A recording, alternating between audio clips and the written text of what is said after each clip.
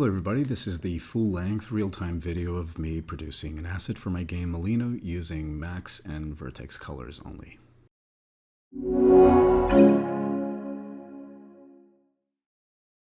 So the art style is based off of creating low-poly models using Vertex color only in a way that they look like they're done in vector art, right? In this case, this is a fully 3D model, but I've made it so that the shapes and visual language kind of resemble something that you would do as a vector art piece. And what I'm going to do today is one of these Portuguese schools.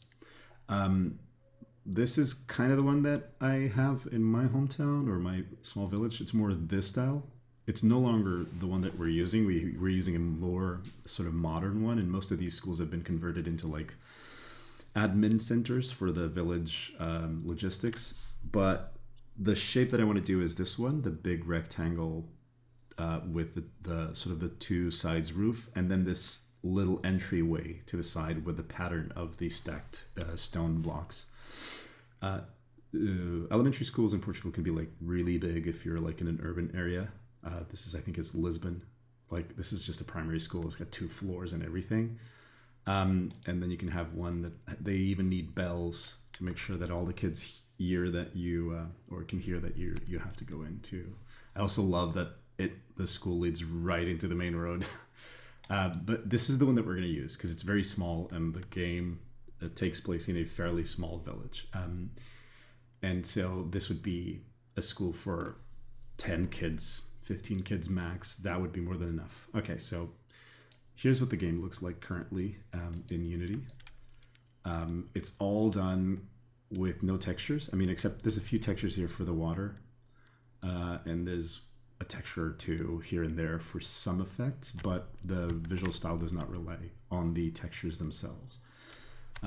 Characters don't have features like this guy who's stepping on absolutely nothing. They don't have facial features. They just have like sort of shapes to convey the sort of the direction that they're looking and their posture.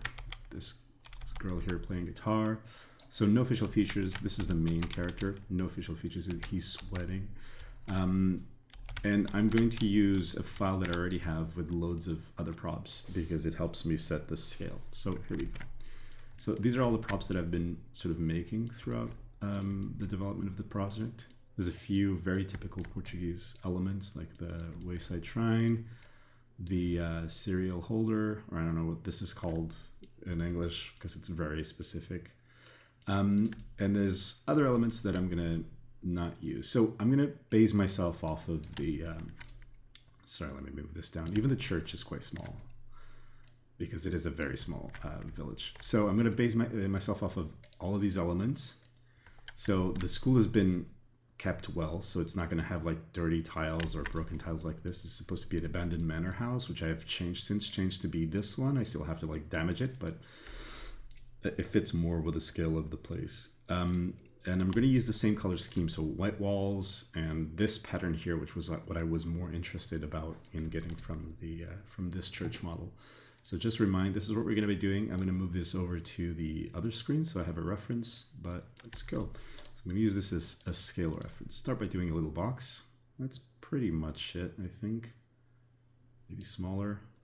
And we can use real world scale. In this case, it's 7 meters tall. No way this is 7 meters tall. This is max. It's what, 4 meters tall? So that's going to change my perception. Oh, okay, it was on the ground. That's why. It's going to change my perception of how tall the church is.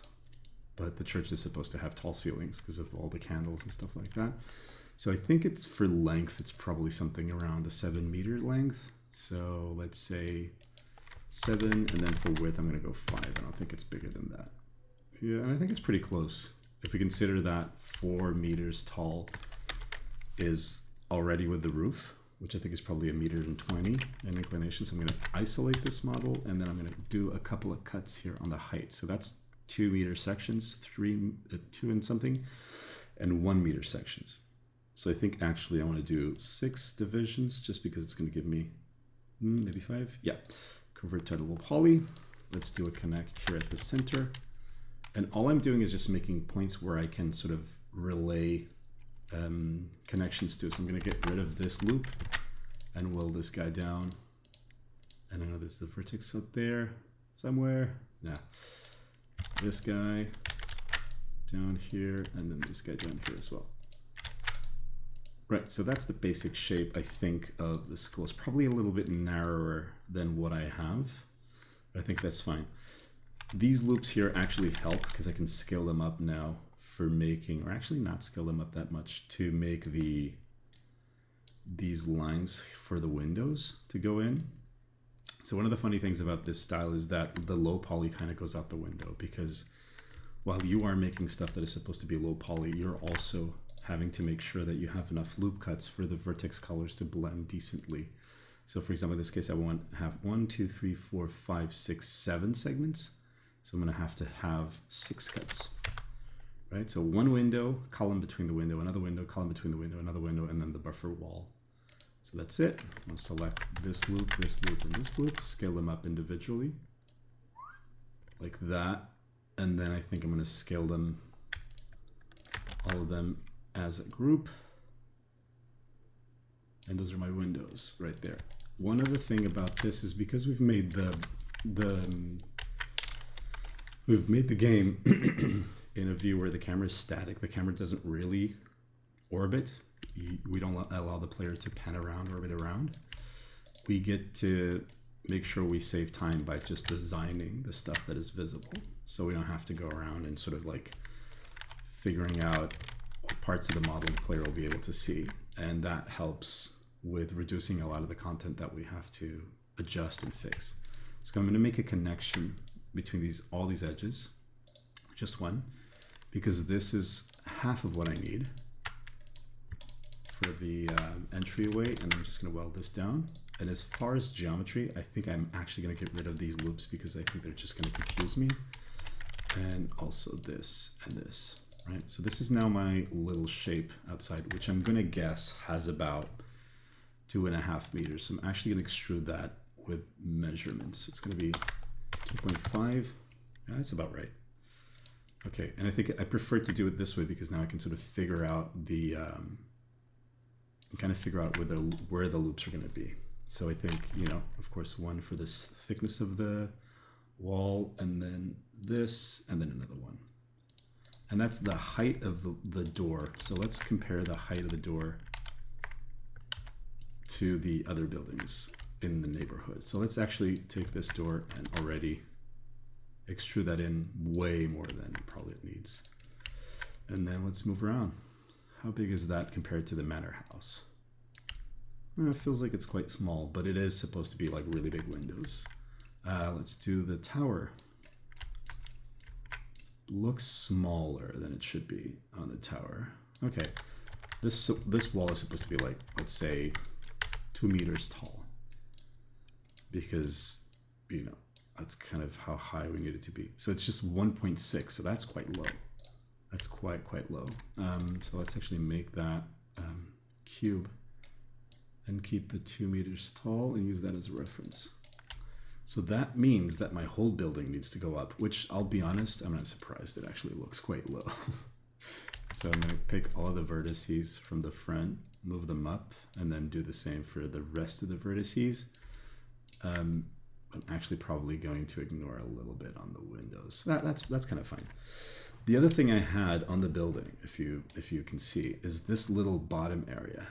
And this is great because it's going to allow me to make a buffer, but also it brings in the steps. So I'm going to actually do a loop cut here, which is going to act as the starting point for that color, for that buffer sort of look. And the same thing here. So I'm going to grab the bottom polygons. So I'll just do a big selection. I make sure I have the bottom polygons, and then I deselect the parts that I don't want and just move this down. Now what this means is that the floor, if I activate the grid, the floor is still here, right? So I'm going to do a plane as a reference. Let's just do, let's say that, right? And we can see that there's a huge bit of geometry that goes under the floor. That's okay, that's fine. We really don't need to worry about that. But we do need to start thinking about the roof. Now, roofs are great because I already have this roof made. So of course I'm gonna reuse this.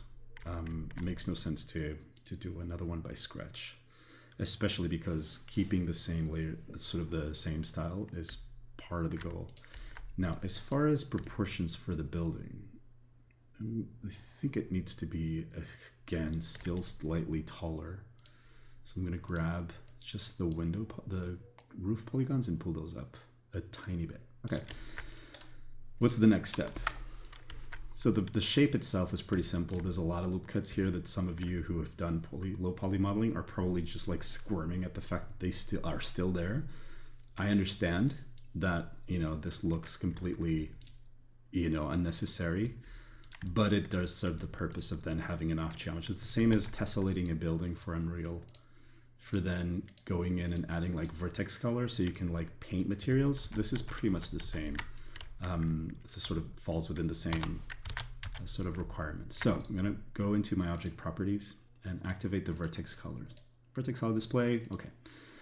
So it just goes into this flat shaded vertex color display. I can actually change that so that it's also shaded, but this, I don't like this during the process where I'm just doing the vertex colors. I'd rather see the colors then in sort of in unity as they're being affected by the lighting. So I'm going to go into my vertex paint modifier, which is this little handy tool. I'm going to pick a color, and this is actually, I'm not sure if I can pick the color from, I can't. The tragedy. I could put like a reference image on the background. I don't, you know, that's too much of a fuss. I don't really care, because it's actually a really nice exercise to try and figure out the colors by myself. So let's just paint this with a flood fill tool to just like change the base color, right? So right now it's a light gray, which is not correct, but I can now change this to white, which is also not correct, but you know, and I take the brush and I can actually go in and paint white. That's the goal. But I'm gonna do like, let's say 40%. That gives me a bit of leeway to sort of add a bit of tone here and there. Now it's sitting on the ground. It's actually sitting on a dry ground, so there's not a lot of vegetation, but it's still going to get a little bit of tan. It's going to get a little bit of green from plants. So I'm doing all of these colors. Now the advantage here is that these colors end up showing. They show really well on the model, and they act really. In this case, actually, I could be sort of like painting a suggestion of ambient occlusion here by actually adding a little bit of a darker tone. But what happens in reality is that you actually get damper areas on your building, and you actually get sort of I think I know what's wrong here. Yeah, the building is actually taller.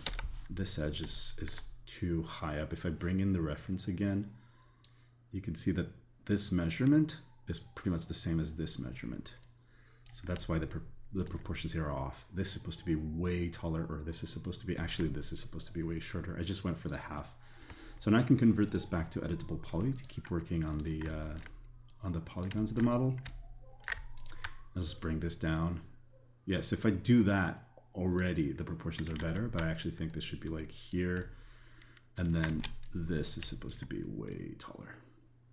And now it's an issue of matching. No, actually, I think the whole thing has to go up. It can't just be that.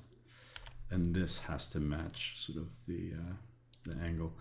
I'm actually not sure if this at the back here, if it like goes all the way up as well. If it matches there, probably not. It's going to be seen from here, so I should solve this issue to some extent. But I think I'm actually just going to do this. I'll find some romanticized version of this layout, something like that. And so I don't keep the proportion. This has to stay down. Yeah, exactly. Yeah, I think I'm probably going to have to figure out a way to make this work. Actually, the roof is going to solve a lot of this. Speaking of which, this whole mesh here, this whole bit is not going to be white. It's going to be some dark clay color. Oh, not that. So because in editable poly, you can actually go into the polygons and change the colors. So I'll just bring this down to a desaturated dark clay color like that, which is going to act as sort of a shadow for when I put in the sort of the roof tiles. But even then, these actually have to be added upon. So this is going to be, so let's go into the extrude. I can actually use the sort of the shortcut for the extrude, but I actually want to try something different. I want to extrude this out in its local normal like that. Do I though? Probably not. Okay, so let's just do the live extrude. Scale this up a little bit because I just want to have this edge. No, actually that was not, that's not the best option. The best option is to grab this here and ooh, let's avoid problems. Again, because of the live extrude, I can just like pull this out. And the same thing on this side, just grab these two polygons and shift drag out. And then here, no, that doesn't work. There's so many shortcuts that I could use that I probably am missing. I imagine some of you who are like more knowledgeable 3ds Max users are probably screaming at the screen now. So that, and it's not really that. I think in the case of this bit, is more like this. This is the actual sort of architecture of it, right? But I don't know. Do I, wait, actually this should follow the same line. So it might be something in this sense. And then this whole part here, which I'm going to select and deselect like that. Oh wow, that was completely useless. That, I just don't want to have this bit interact with the geometry here when I extrude. So I'll do that, flatten it out, and then drag it back into place. And then just select all of these vertices here. Yeah, that's exactly what I wanted. Select these vertices here and weld them, and I'll just like weld the ones that are close. There we go. So I think I'm actually going to do is separate these two guys, like literally detach them to a different object. And I'm going to symmetrize this dude with the y-axis, but flip it. So I get the same thing on the other side, not because I need, but because if the geometry is exactly the same, I'm making sure that when I move the pivot point to the center, it's always going to be in a symmetrical representation. This needs to be wider, way wider. Something like that, for sure. Convert a Lowpoly. The pivot point, I don't like it. I'm thinking I'm going to move the pivot point to there. So when it scales from there, which makes more sense to me visually. This one I'm not going to symmetrize because it doesn't have a door at the back. Yeah, this is a quite bizarre layout. I should really have gone and found like a drawing because it looks short. But it does look, if you look at this, if we go into print screen mode with the ShareX here, it does look like it's the same line, like that. And if my perspective interpretation is correct, I think like this distance is probably like as far as this, right? So which means that this isn't really the length of this side. Now this is the issue. How long is this? How long is this object? That's kind of peculiar to me. I do have like an informed opinion because my kid did go to a school that's similar to this. I just think the whole thing is wider. I think this whole thing is like this.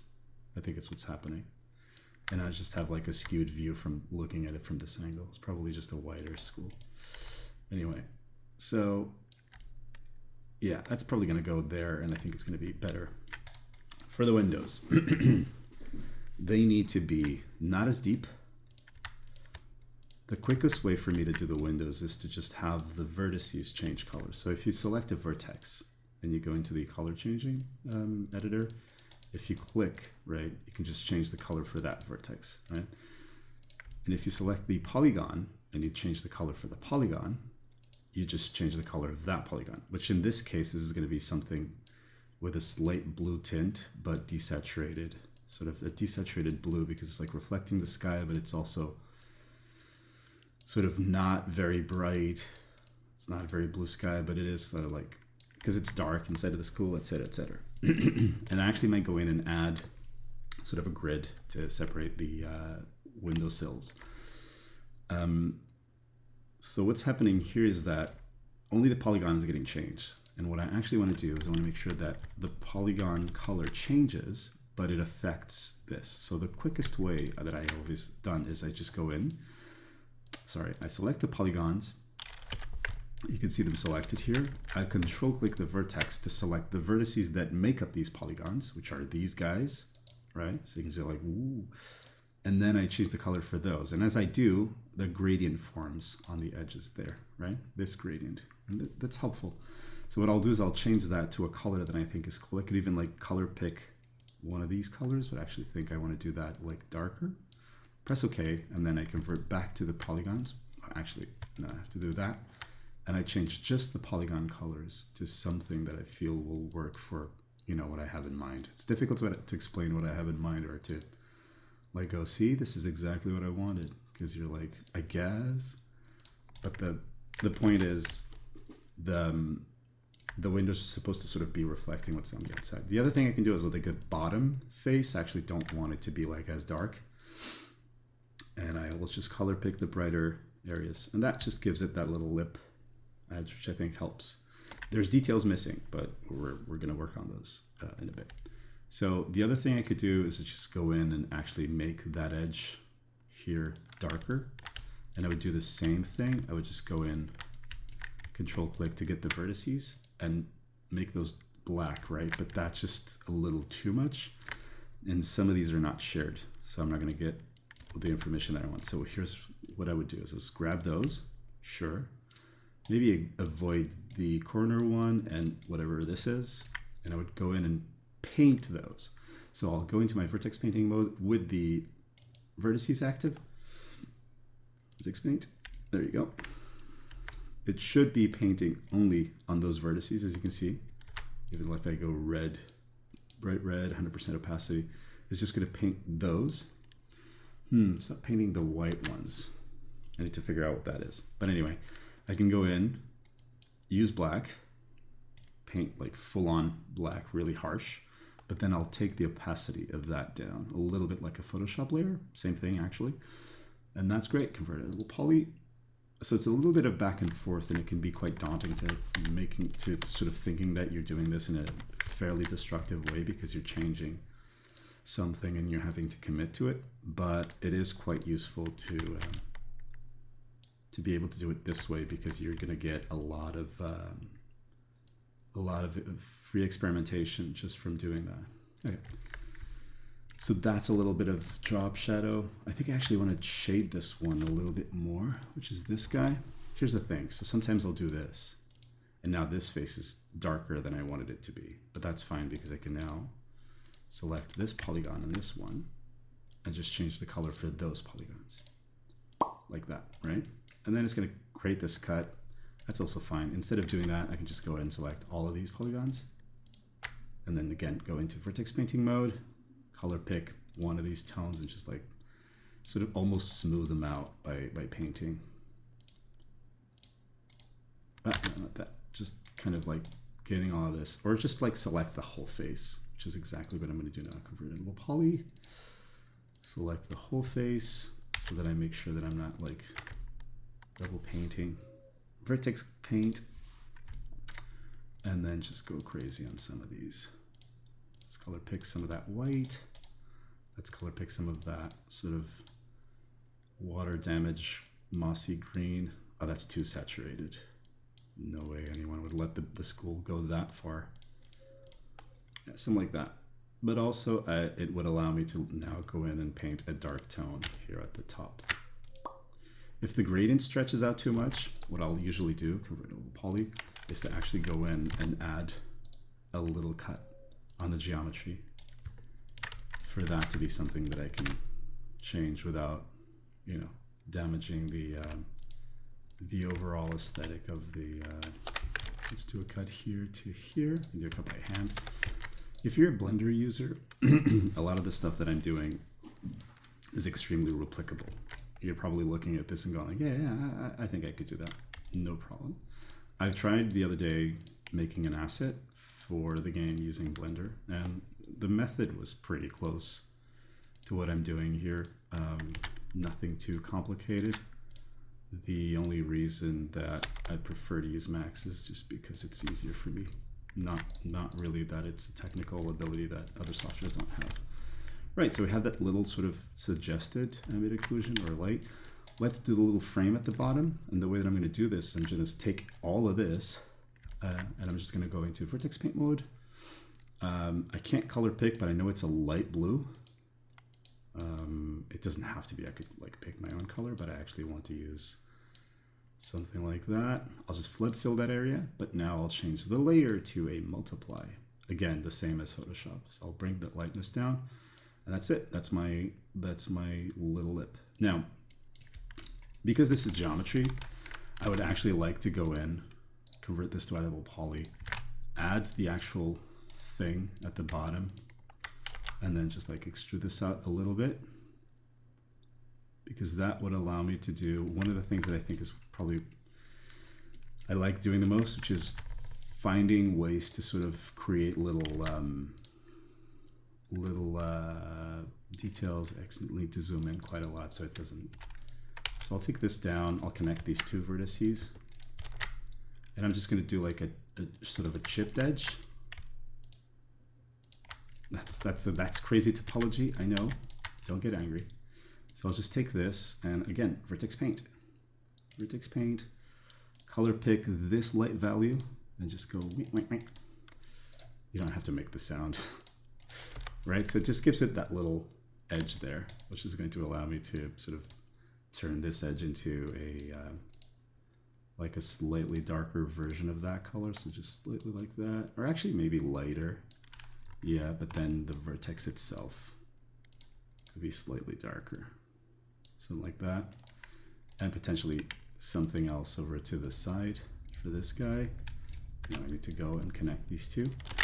It's very difficult for you guys to see, but I know from experience that I'm making connections between vertices by using the shortcuts. That's quite difficult to get through screen if you don't know what method I'm literally using. So I usually bring down the opacity so I can do a couple of clicks, make sure that I like what I'm doing, and then when I take away the edge, you can kind of see that that's sort of what I wanted. I do think that this edge is a little too wide. So I'm going to go into the editable poly, so like that, and sort of bring this down to the actual height. Oh, I need to be in editable poly mode because I'm not. Vertices, it keeps the selection from one modifier to the other one. So it's actually saves me. If I selected for this, it saves me from having to reselect, which is cool.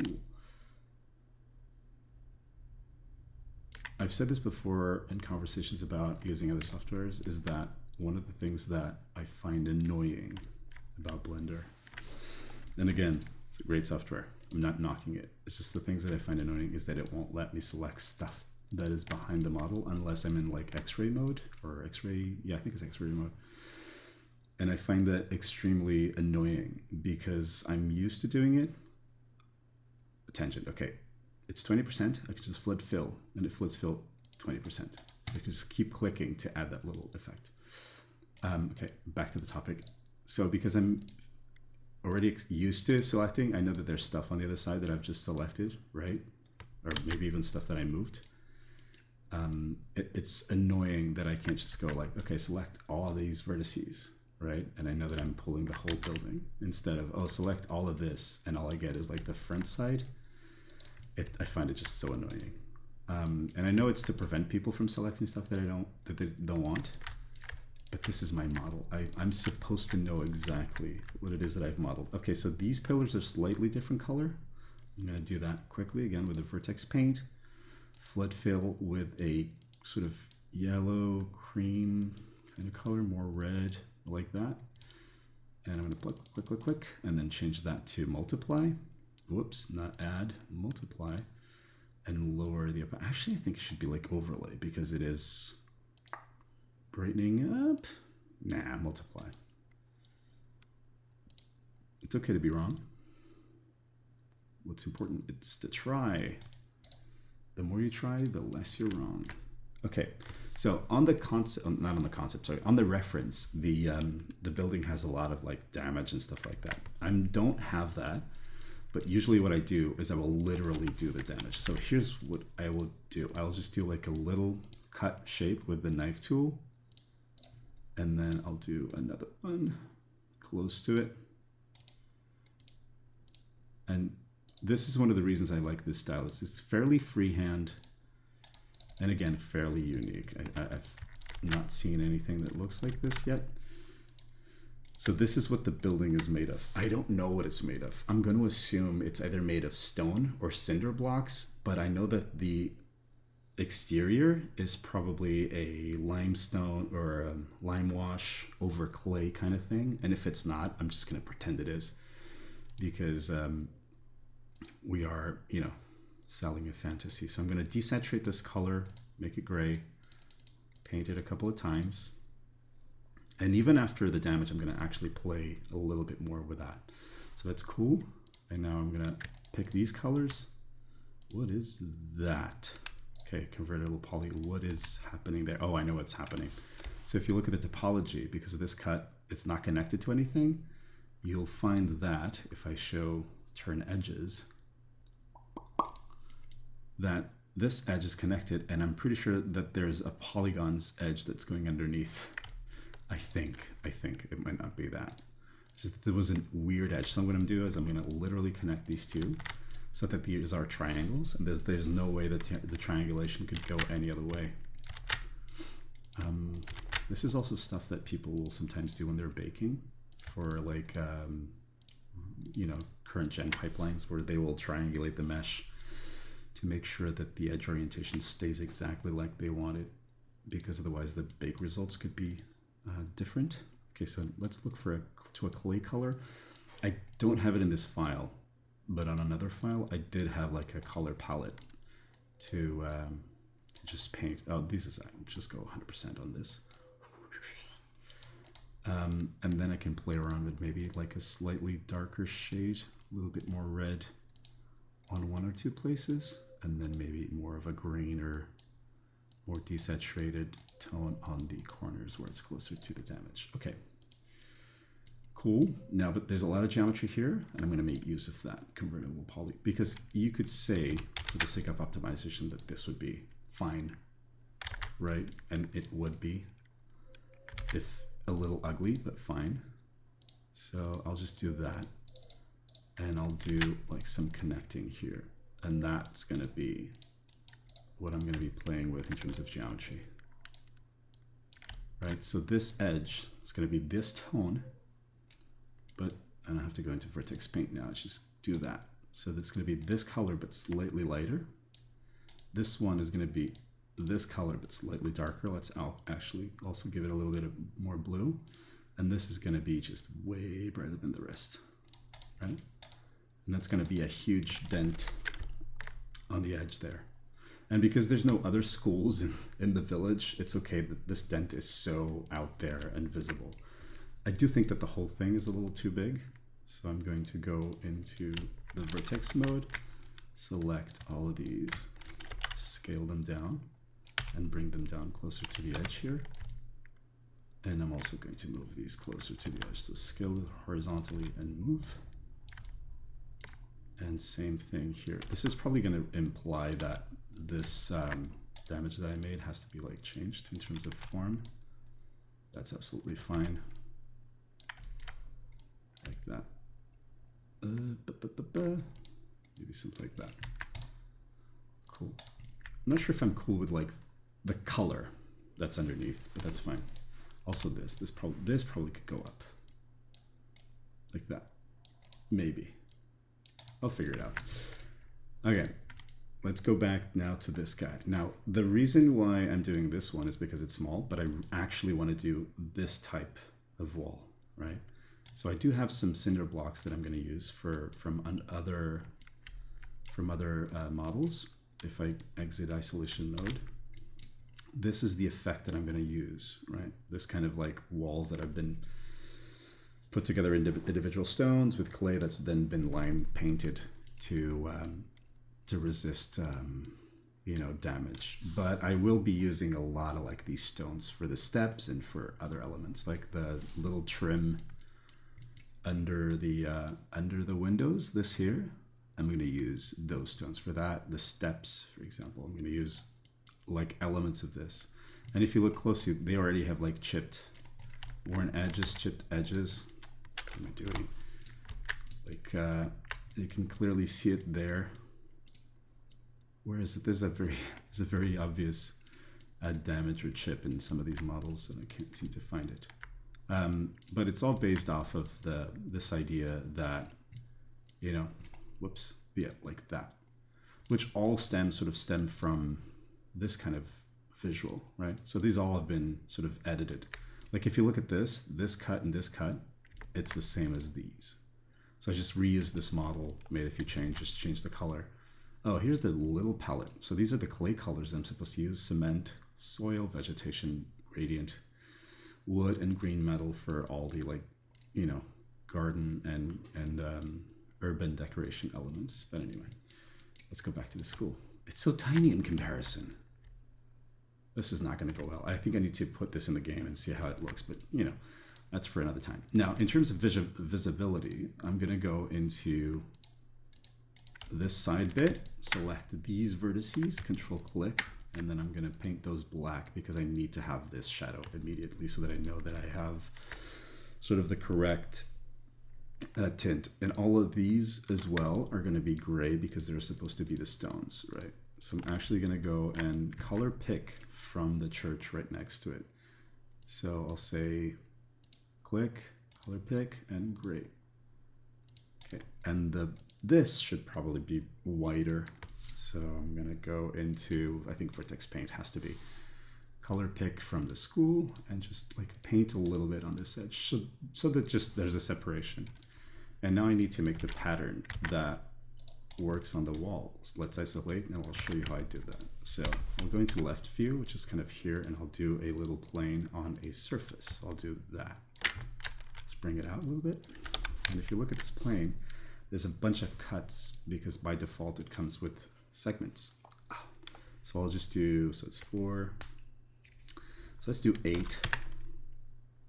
Oh, actually let's say, I'm gonna count on the actual 1, 2, 3, 4, 5, 6, 7. I'll just do 6. And then I'll do 8. And it looks like it's a lot, but I'm gonna actually remove half of those. So I'm gonna click this guy and every other guy. And I'm going to, it's actually okay that I move them a little bit. It's supposed to be a wacky pattern. It's not supposed to be perfect. So I'm going to control click to remove these, and I have my sort of cinder block pattern, but there are still like a fair few amount of vertices and edges that still exist, especially if I go into turn edge mode. You can see that there's a lot of edges here that I'm not taking into account, right?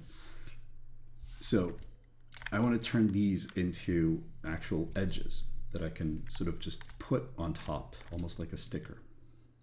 But these look very straight and clean and nice. So while the wall should be straight and clean and nice, the pattern itself should have a little bit of wobbliness, just like the church, which I've hidden. So I'm going to do a noise modifier, and I'm going to increase the noise. So this is X, and this is the Y axis. Now the scale of the noise is too big. I'm actually going to reduce that to, let's say, 5, which then when I move at a slight change to that, you can actually see that the noise is way more effective. In X, I don't really want that much because they're supposed to be fairly vertical, but in Z, or sorry, in Y, it actually is interesting to me that the pattern sort of wobbles a little bit, right? Convert back to editable poly, and this is kind of what I have. Now there's a few places I don't like, and I like that this goes up.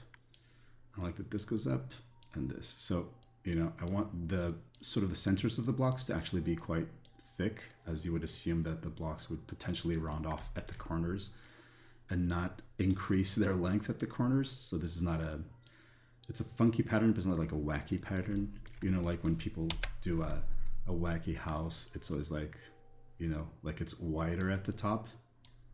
That's not what this is, right? So the rectangle shouldn't become this. It should instead become more like that. Anyway, that was just to explain. So what I can do now is I can take all of these edges. Sorry, let's actually do control click and invert. I can take all of these edges and sort of extrude them, right? And when I extrude them, I can give them a height of 0 and then just do that. And that's going to give me sort of the suggestion of thickness. If I press check and then I remove these, all I'm left with is the sort of the thickness and some loose vertices, which I actually don't like. So the alternative is to sort of take the polygons instead and inset the polygons per polygon like that, which is kind of ends up being the same, but if I'm clever about the way that I weld, that actually might be useful. So I'm just going to delete the polygons and I'm going to delete everything that isn't these. So there you go. And now I'll take these guys. Let's see if I can control click, remove. I actually ended up with exactly the same.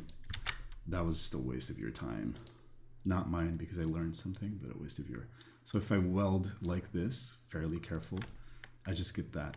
Now, here's another thing. I don't want these to be both the same thickness everywhere, and I also don't want them to be so regular in terms of outline thickness, or even the relationship between the inner edge and the outer edge of the stone. They're very regular. I don't want that. So what I'm going to do is do another noise modifier, but this time the noise is going to actually be really, really, really small. So noise, and I'm going to do that for all of them. So noise, let's do 1 meter noise. No, it's like 10 meter noise, so I can see it. And 10 by 10, right? So now if I shrink the scale, if I reduce the scale, this is what happens, right? So let's do scale of 1. Something's happening. Okay, scale of 1, and let's just not get too crazy here. 0.5, 0.5. Right? So this is completely destroying the relationship of thickness between each gap on the object. So let's scale 0.1. Oh, no, actually. So was it 1? Yeah, let's do 5. Yeah, it's still a little too extreme, but you can see what's happening, right? I think the first time I did this, I actually then went by hand and changed the positions because I really like the wackiness, but this version is not as wacky. This is a state-built building. During the dictatorship period in Portugal, they were very afraid to get thrown in jail, so they would probably do a fairly decent job. Say 10. Yeah, that gives it some zing. Now, I actually think I have to go lower on the scale and then just reduce the amount of noise. Look at that. The center edge. The center edge is actually getting pushed outside of that's insane. I'm sorry, I'm just enjoying myself now and not really explaining what's happening. Yeah, something like that. I think this is fairly okay. Convert to Lowpoly. I'm going to get all of the vertices here to connect to each other. So that'll just triangulate the whole thing. I don't like how that ended up being, so I'm going to do that by hand, sadly. I think there's a shortcut, yeah, that I can use. I just want to make sure that these are triangles. Oh, not that. Nope. Almost cursed there. Okay. It's not that this is very relevant to you or to the look of the model, but it's quite relevant for me because then I have this little triangle that I can click and select, and it also keeps the sort of edge in the middle. So it makes sure that this does not happen, because this is then an issue for topology and movement, right? Well, if I have this and this moves, it still makes sense in a way. Okay, connect, but it is very boring to see because you know exactly what's going to happen once I do the connection. Keep going, just really fast. Okay, I think that's good enough if it's not going to cause me any trouble. Right, so right now, I just need to put this on the same surface as this, but like slightly outside. I'm going to also change this to be vertex shaded, right? And then we're going to move it out. And then I can use the FF2 or FFD2 modifier to sort of move things to the position that I think would be ideal. And you can still give it some wackiness, which is kind of okay. Now, what I do want to make sure is that this line sort of lines up with this part of the geometry, or it's slightly above it. So this probably needs to line up there. So I'm going to convert to Lowpoly. I'm going to actually move these up slightly. I'm going to change the shape of the topology, or the actual shape of the geometry. So this guy is going to line up a little bit higher. And I think these can go up as well. I'm actually feeling quite tempted to adding another connection here, which I think I'm just going to do. So I'll just copy this guy. Actually copy this whole row and shift control drag. Yeah, something like that. Yeah, so that's an extra edge. Now these two, I'm gonna collapse and collapse. Collapse and collapse. That's too crazy. Let's move to the side. And the same thing here. Same thing here. The other thing I would like to do is to make sure that there's no like actual white edge on the edge, because the stones are supposed to sort of wrap around. And so what I do is I'll just do that, make sure that it's scaled fairly close to the edge, grab these and snap them to the actual edge of the geometry, and then I'll take these edges and sort of drag them out and in here, and probably the polygon itself, also pull it out just a little tiny bit so that there's no Z fighting. Maybe a little bit out in this direction as well. Okay, maybe not so much. Oh, they weren't in line, that's the problem. So let's make these flat in Y, nope, in X. I always mess up local and world pivot points. Right, so for this, that's fixed, right? But for this whole thing, it's not fixed because I need to use one of these sort of patterns. So I'll just take, I'll just do like that and that. I don't know if it happens with you guys. With me, it happens sometimes that I'll complain to myself about the mess that I got myself into. It's like complaining to your past self. Why didn't you think of me? And in this case, there's a few things here that I should have probably done differently. But while it is entertaining to be trying out new things, it is quite difficult to be trying out new things while explaining the things that I'm trying. Okay, so I'm going to deselect all of these except for and then a triangle as well, and then just delete this one. Collapse these two together so that they're now part of the same geometry. This edge, they're clearly going to move down, but it's also going to be covered by the roof tiles in a second. God, I wanted to get this done in less than an hour, and it seemed to be taking ages. Also, if you're still there watching the video, you're a hero. Okay, let's add just one more, and I'll just copy this one over. And the great thing about these all being three vertices, or the intersections being like that, is great because I know the exact amount of vertices that I need to keep to make sure that things will then connect. This doesn't need to go all the way. Probably just want to keep it within the mesh bounds because this is now sort of an individual object, right? It'll move independently. And now I can also crop these guys off. So the way that I could do that is just create a slice plane, but honestly I don't really even feel like doing that, so I'll just do a knife cut. And these ones I don't need to, I can just move this guy down. And the reason is because this is really just easy to move, but also the roof is still going to come in and sort of cover a lot of this stuff up. This one ends, this one's perfect. I can just delete this and this, and I'll delete this and this and just move these down. There we go. So the walls are done. Let's do the cannibalization. Now the other thing that these buildings still had, I think this, I'm not sure, I think this is the bathroom. So I would do, so this editable poly, this surface would be connected multiple times. So it's 1, 2, 3, 4, 5 little sort of light entrances, sort of not windows, but things. So I'm going to connect those to have, let's say 8, because though most of them happen up here, actually 9. Let's do that. And then I think I'm going to do just scale those in a little bit individually, I think. Yeah, and then scale them individually as well. Pull them in, and that I think tilts up. I'm looking at the reference, sorry. The little things I'm doing is this, right? And there's little vertical bars in there as well that I can just like quickly whip up. Oh, I didn't do one thing. I can actually copy that pretty easy, I think. He said alarmingly. I'll just control click to turn those polygons into vertices, paint those vertices black. That acts as the shadow for the inside. Then I think I'll grab this and the bottom one, make a duplicate of that, rotate these 90 degrees. I'm looking at the bottom here where it gives me the information of the rotation. Scale, what's that, like Z? Make flatten Z.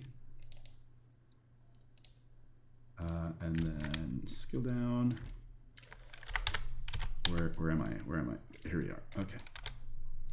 Just using those shortcuts to zoom in on the object real quick. And then move that over to the geometry spot. So the way that these look to be in the actual photo is that they look to be sort of alternated. So it's 2 here, and then there's just like 1 at the center here, and then the pattern repeats. Let's just do that.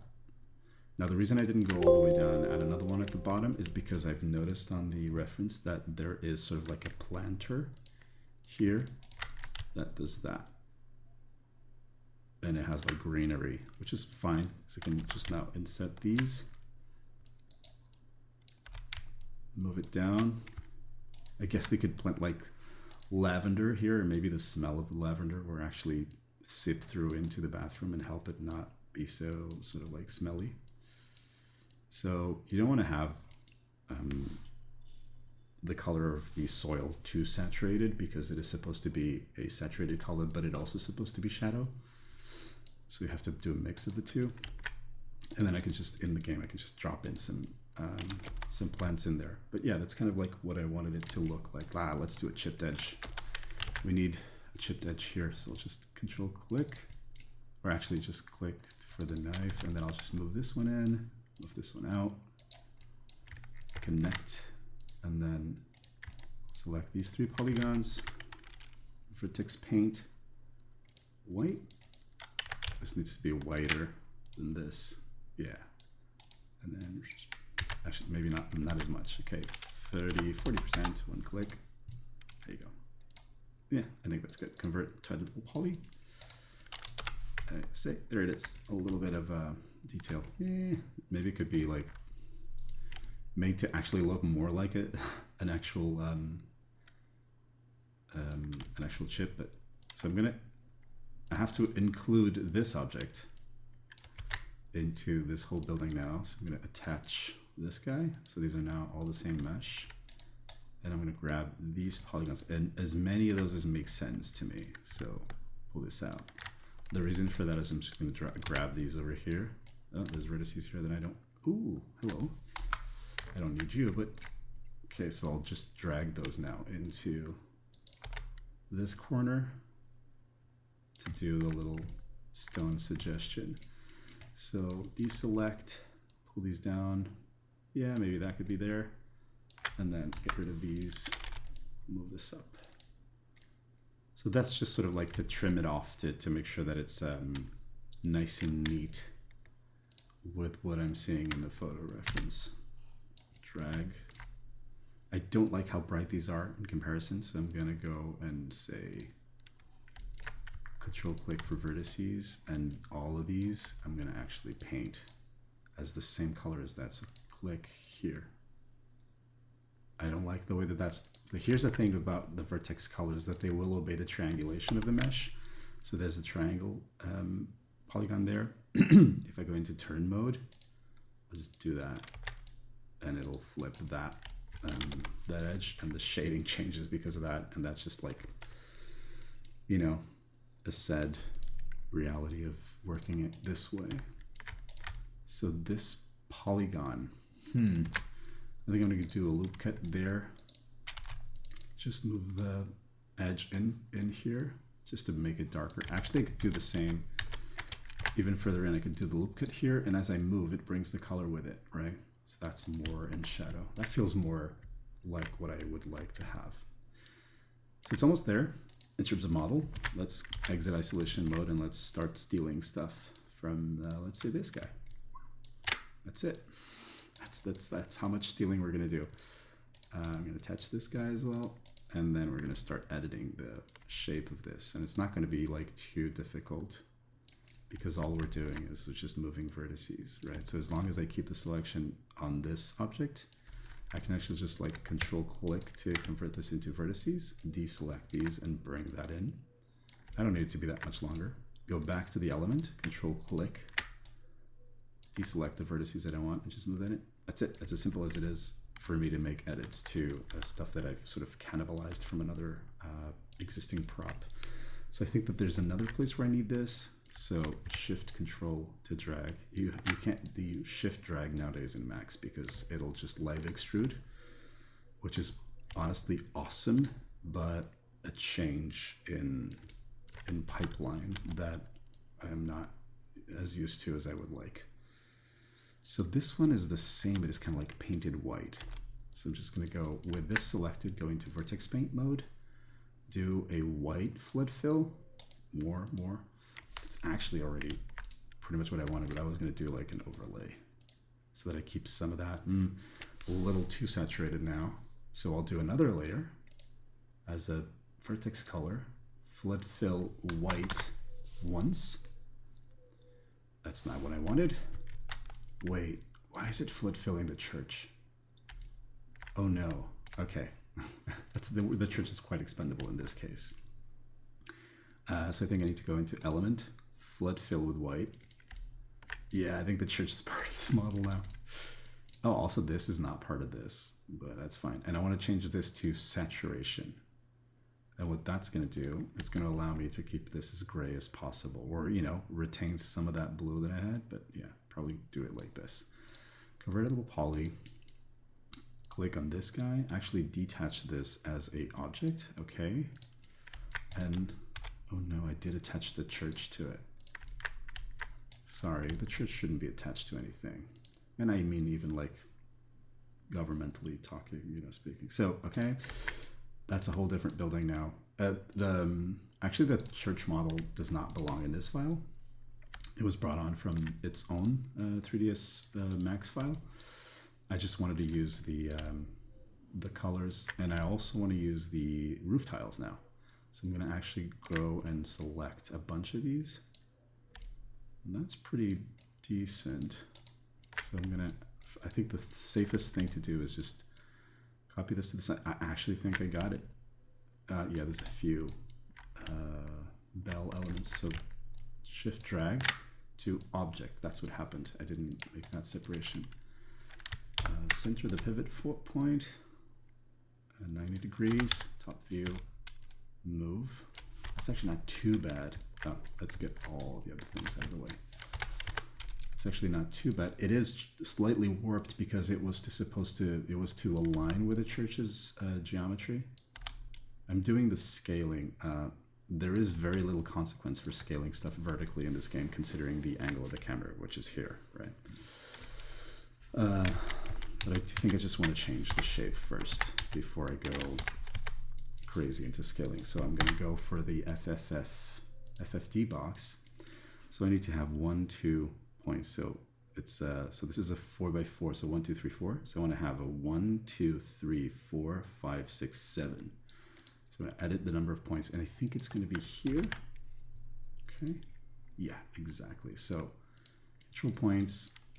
I'm just going to move this one slightly up and move this one slightly down to get a more sort of a flat look. Move this one to that. Not sure if it matched, but I think it's decent enough. This one needs to move up slightly. Okay, convert this to a little poly. Scale this down to match the size of the roof that I have. I can always like duplicate a row of tiles if I have to, but I would rather not like be doing that because the texture for the roofs is, there's a few repetitive elements, right? And if I start doing that, I might end up with very noticeable repetition patterns, and I don't want to risk that being the case. So this reference, for example, the roof falls within the edge of the structure. This one, it goes over, slightly over. I actually quite like this one. It looks way more rustic. So I'm going to keep a little bit of overhang, just a slight bit of overhang, and I do want to have the top tiles actually scale up a little, just for a little silhouette. Again, it's not going to be too evident because you're going to see from here, but I think in this case it'll actually be looking really interesting for that to poke out. Now for the other roof, I think there's a little bit of, what I can do is I can just drag that over there. I'm actually going to rotate it so that I get that nice overhang on this side for that like one edge block. I'm going to put it in place, scale it down. I want to probably scale this a little bit so that I have a tile that lands close to the edge of the building. And this, again, this is like creative liberties. So move this up. It's actually not that obvious, but in some cases you would see like this gaps in between some of these. And this is just like a consequence of me modeling this really quickly. It's not to do with the technique. It's really a failure on my part. And so here I'll just select these. Actually, I'll just select and deselect the excess because there will be a few polygons. So if I move this out, yeah, that's cool. I don't want this, delete, and I'll just take this guy. I'll move the pivot point over to this edge, which this edge is already in the right place. So if I now scale, it should scale from this end. And I can just like scale it up against the wall like that. Now I'll trim the excess here, and these are clearly different lengths. This is something that's been like hammered together for sure. Let's delete those. Back here is not really that relevant that it matches so well, but this just keeps it away from being sort of too obvious. I need the roof needs to be way steeper. Yeah, I'm not happy with the way that it looked. I'm going to move this up, and I'm going to steep up the roof on the school as well. Something like that. That makes more sense to me. Now, there's another thing that the school would have. They would have like a little pole for a flag, maybe. Especially back then, where you'd be like, yeah, very sort of. Wait, is this the correct object? It is. A very old-styley way to manage the school, where people would be like, you know, oddly patriotic.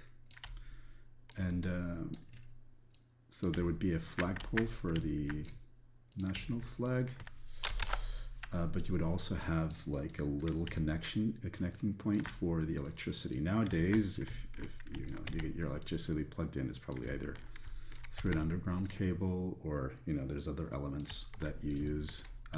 You don't see so much wires floating about, but in older villages you will see them everywhere. I'll do the same here for the steps, which I haven't done. So just drag those out. Make sure that I actually have to make sure that the floor on the school actually goes up a little bit. So there's a little crack there. And for the next step, here's what I'm going to do. This criminal thing, which is to just duplicate it. Whoops. Oh, yeah, I should keep it within the same model. So Shift Control, rotate, and it's the element. So it stays within the same sort of model and mesh. And then just Control click and deselect the rest and just drag that out. And that's my steps for the school. Now the floor here, I need to move that up. Whoop. I'm actually going to move it from here, and I'll just drag and snap to the, oh wait, is that part of the floor mesh? It is. Okay, so let's do extrusion. All right, there you go. There's also like a metal door here. I can do that, but this is taking a little bit longer than I hoped. And there's just one more thing to do. Actually, this is supposed to be like that.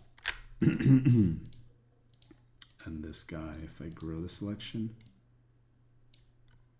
is supposed to be like slightly smaller and a different tone. So if you go into the Vertex paint, I'm actually going to flood fill that in as a saturation layer.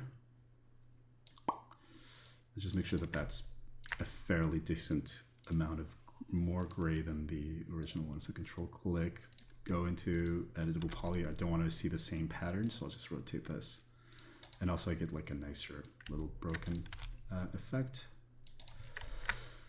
The cylinder for the pole, I'm going to be using the same colors that I've used for urban decorations, like the lampposts. Actually, cylinder, and the cylinder is going to have probably a little sphere at the top. That's too thick, so 0.05 as a 10 centimeter pole, that's fine, convert to editable poly. And, oh no, I made it like with too many segments and everything.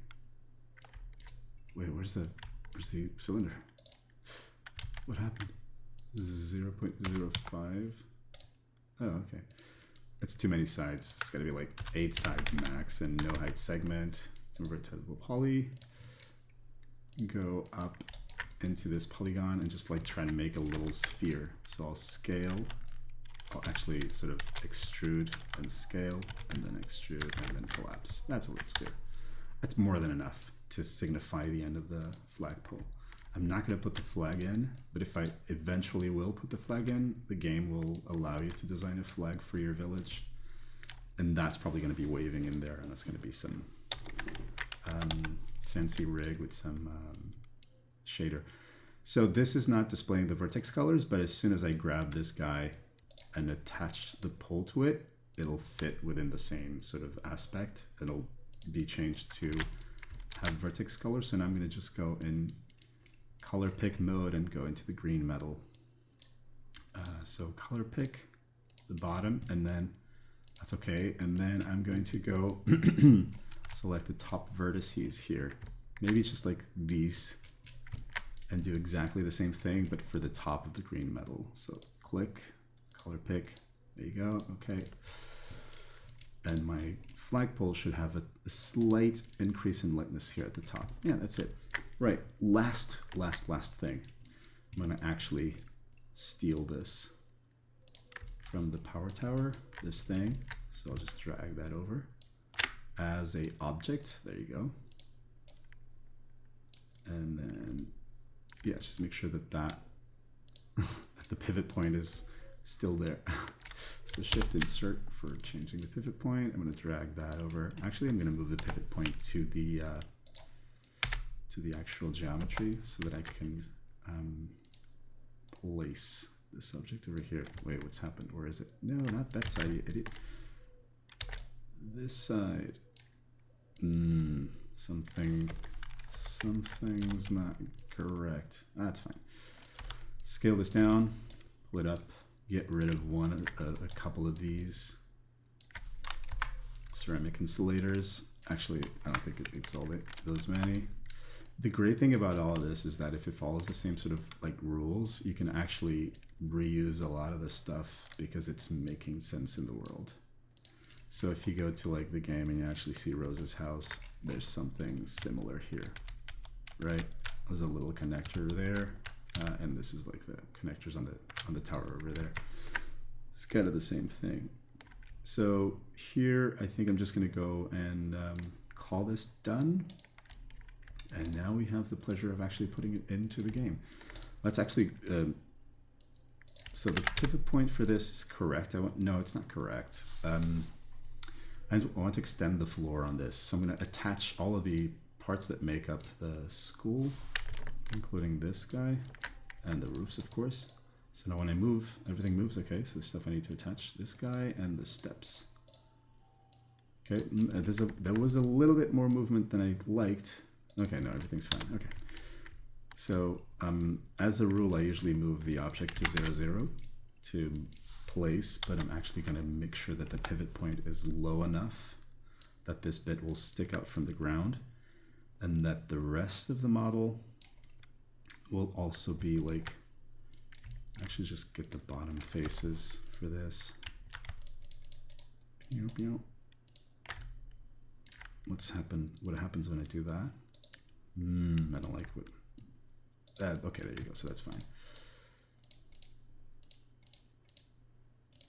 And let's drag this down just a little bit, just so that there's buffer, right? Okay, cool. I don't like this aspect of it. Okay, and also I think I'd like these guys to be a little darker, so I'm gonna color pick this. Yes, okay. The pivot point looks to me like it's in a cool place. I'm gonna move it slightly more towards the center of the object, like the visual center of the object. And I do want to have, oh yeah, just that one last thing. I'm just gonna grab this guy over here. Okay. Oh wait, did I just? I'm really like speeding through it now and making the mistakes. So go over there. It's an element. Okay, I want to keep this within the same mesh. So let's connect this once, twice, once. So these are going to be like just the window frames, the actual frames for the window sills, you know, like in the reference. But I actually went and made too many of them. So I'm going to go loop, control click, and I'm actually going to grab these and connect them through the dialog so that I can choose 2 connections for 3 window sills, right? Then I'll select all the polygons and inset them individually. Very tiny amount. I just really want that to have a thing. So press check, move this back a little so we get that little thickness of the geometry. That's not going to mean a lot, but it's going to be fun. And then we change the color for this into more of a painted white sort of metal. From the front view, that's what it looks like. And I do want to go in on the down facing ones. I mean, it's really not that important. I'm being really nitpicky here and just like make them slightly darker. It's more for me, right? Kind of looks like a prison, but no, I actually really liked school. So Vertex paint, and I'm gonna get like a rust color, which I can pick off of from the roof tiles. And I'm going to press OK, select just this guy, and do a few dabs here and there in like 40%. So 1, 2, 3, 4, yeah, something like that. This just gives it a nice color variation. Yeah, just light tint. They are all the windows are going to be gonna look the same, but I'm fine with living with that. To me, that's not a problem. Okay, I do want to snap this into the corner so that it matches the width of the window, and probably do the same here. So make sure that this vertex is in the same alignment as this one. Okay, that's it. That's done. Right, so let's take this school. It's called model school. And then I'm going to isolate it and move it to 0, 0, 0. 0, that's where it is, and I'm going to export it now. So I'm going to go into the file to export. Where is it? Oh, yeah, just export there. This is going to be the school. Actually, I think I'm going to put this into house prefabs. No, this yeah, I'm going to have to make. I keep saying that I have to do some house cleaning here, but yeah, this is going to be technically a landmark, but school. Yeah, just school, save, and then export the FBX settings. There's nothing fancy happening with the scaling, so here I'm just going to go and I think I'm going to try and place it somewhere here to see how it looks. But the character's there, so I might actually bring it down or just move the character so I can check it really quickly. So I'll go into my world prefab, and then I'm going to bring the house in, which is a school. It's this guy. Oh, look at that. It's kind of cool. It's facing the wrong direction, but that's fine. Rotate it. It looks kind of smaller than the other houses, but so this is what it looks like in game with no shader, right? So that's kind of wacky that it's that type of color. Look at the ambient occlusion here, how insane it is. I need to make adjustments for that, but I think it's gonna work. So now we take this guy. It's all the same mesh, so it's using one material. And I'm gonna go for the flat shaded point light material, which is this one.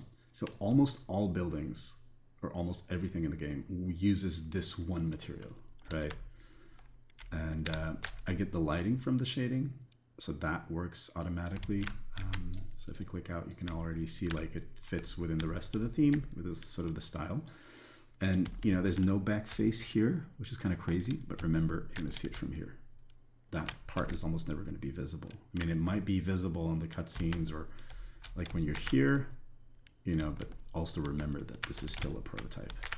The art style is kind of in the correct direction. That's kind of want to keep it that way, but it is something that is still going to be improved. All of these houses are going to be different, and they are currently fairly different. There's a few duplicates, but they are all going to be different. And it's probably not going to be like this amount of houses all this way. It's going to be like one house here with a plot, and then another house here with another plot. This looks quite busy as a village, and it's supposed to be a very tiny village. Okay, so let's put the building there.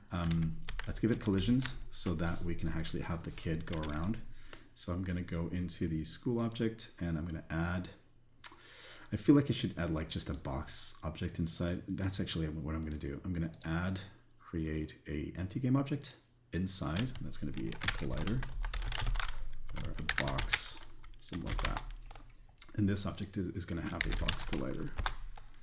And the thing about this is that I will edit this box collider to have the shape that I need, but I will also be able to scale the parent of this object, which is going to allow me to sort of make quicker changes. So I'm matching the volume of the collider to the volume of the building, which is what sort of makes sense. But for the annexed bit, I'm actually just going to duplicate the collider and move it over, and then probably go into this sort of transform mode, which is, what is this guy? Why am I not being able to edit it? Oh, because there's no mesh. Yeah, so just go to edit. Yeah, because there's no mesh, there's no geometry transform, so I have to actually have a geometry in there and just deactivate the mesh renderer, which I really don't want to do. So I'm not sure if I want to include this guy. Yeah, I think I do, because this would also include this one step. And then another one, and move it over to the flagpole. Actually, I'm going to move that to the base there. Ugh, it's a horrible movement. And then activate the editing. I'm not going to edit the or add a collider to the flagpole, because the kid's supposed to just collide with the base. If it turns out that when the kid falls from the bicycle, which it does quite a lot, if it like looks funky on the pole, I might change it. No, actually that might help. That might happen, so I'm just going to do it right now since I'm already on it. So that, and it can be a box collider. It doesn't have to be anything fancier than that. I think that's it. I think that's enough for the object. I do need to move it slightly down, although this looks funky. So what I'm actually going to do is I'm going to save the prefab, go back to max, and actually just move this guy down, because this is the culprit. So I'll move this over so that it's sitting on the ground with a little bit of buffer. Remember, our pivot point is here, so this is the ground, right? Where it's supposed to be. Wait, where's the step at? So let's move this down to, yeah, there's a little bit of step. Okay, that's fine. But I am seeing both steps here, so that's what's confusing to me. But anyway, so I'll just select this guy again, export as school. There it is. I'll just re-import, not re-import, Unity will do that for me. Let's just, yeah, just update it, and then I'll grab the last two colliders and just move them down slightly. That's it. And we can take this and make a prefab out of it, but I'm not going to do it right now. I'm actually just go back to the game scene. So go back, and I think I'm going to pedal around and find the school. So let's see what that looks like.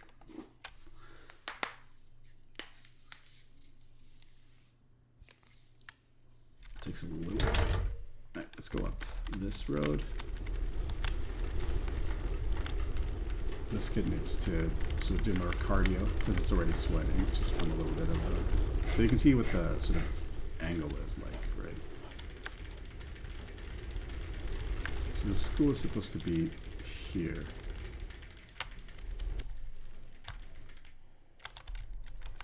Right? So see it where it goes around? You can see sort of how it looks in camera because it's so parallel to the world. We actually don't get almost any of this pattern, which means that I'm probably going to rotate the school a little bit more so I can get that. I think it's actually too hexagonal right now. It's looking a little too, it's looking too a little much like a spider web thing. So I'm just going to do that one final edit. Just go into this guy. And here's why it's handy to have those little triangles. So you can just go that and just do that. That's not the triangle, this is something like that. The gizmo, the move gizmo is quite big, so I just like jump from places to another to keep from accidentally selecting the gizmo. Up there. No, not that polygon. Let's move this up as well. This one's a big change. So this whole story of me wanting that noise is actually, it didn't pay off all that much, but now I know. Oh, this one doesn't have a little triangle, so I'll just do the vertices. Now I know that doing this, I can select stuff accidentally, which I exactly have, right? Which is like, what, like a one vertex somewhere in this building. Like, I don't even know what it is, but it's like one vertex somewhere. Oh, it's these two, right? But I could just like really tell if I do this, I can tell by the placement of the gizmo. Let's do this. The placement of the gizmo that I've over selected. So I'll just deselect the stuff that I don't know, that I don't want. So this is why I actually prefer to do it this way. So export this again. School one more time. And okay. And I'll go back to sort of the angle that we were. You can check that out. Yeah, that's better. It feels more like an actual sort of grid-based block laying. I do think though that I need an edge here at the bottom for the sort of for where like the cement was. And I think that not having it is not really doing much for the design. So I'll just do that and grab like this line of polygons. Just drag those down. Get the bottom one. Yeah, this is a problem. The triangles are a little problem because of this, but I can deselect them fairly quickly. And I'll flatten that out. Match that to the edge at the bottom there and do the same thing for the top. Actually just click this, convert to vertices and just flatten those out as well. And move that over there.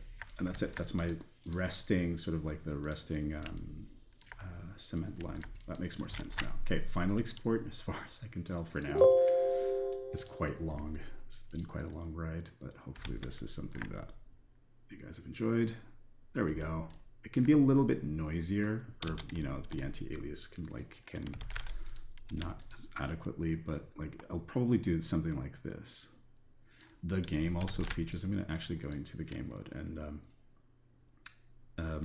switch to the scene so that you can see what's happening over here, right? So we actually have, oh, I don't like how the shadows are projected off. Ugh. I might need to look into actually making this part of the same geometry so that it's perfectly flat. But if I go into the light manager, I think it's called light manager, yeah. I can actually change how fast the day goes to, let's say 20 seconds or something. So you get, you know, sunrise, noon, could be like high noon, afternoon, and then night. And at night, some of the lights turn on the houses. I can actually see some of them turning on. Yeah, there you go. The school probably won't because it's the summer holiday, so nothing's going to be happening in the school. Yeah, and that's it. I hope you guys enjoyed watching this very long video. It's a very specific process for something that is relevant probably only to me, but maybe there's something here that you can use for yourself. And there's, you know, some interesting elements here that you can pick. So yeah, thank you so much for being there. Take care, everybody, and have fun. I'll see you some other time.